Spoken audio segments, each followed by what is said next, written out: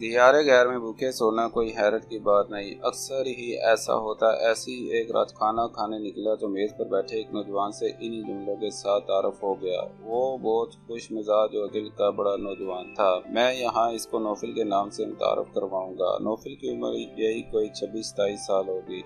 ایک دوسرے کے بارے میں باتیں شروع ہوئیں تو معلوم ہوا کہ نوفل کی شادی 4 سال پہلے ہوئی تھی، مگر وہ شادی کے 1 ماہ بعد ہی ریاض آ گیا تھا۔ یہاں کے مسائل اور گھریلو ذمہ داریوں کی وجہ سے پھر وہ جا نہ سکا۔ ہم ہر روز ہی رات کو ملاقات کرنے لگے۔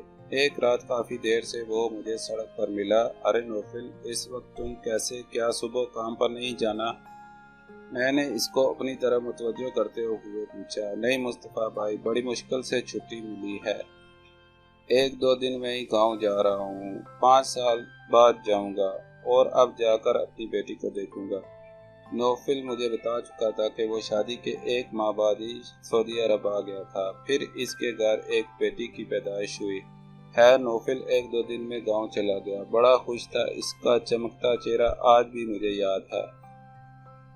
نوفل 1 ماہ بعد جب واپس آیا تو ایک دن حسب روایت میں ہوٹل میں کھانا کھانے گیا تو نوفل ایک کونے میں میز پر خاموش بیٹھا تھا۔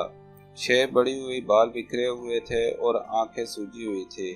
ارے نوفل، یہ کیا، تم کب آئے؟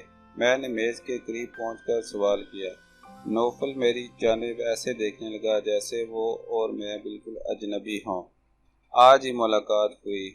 پھر چند ہی لمحوں کے بعد نوفل نے میرے ہاتھ ایسا تھاما جیسے ہمارا صدیوں کا تعلق ہو، وہ میرا سگا ہو، میں اس کا سب کچھ ہوں۔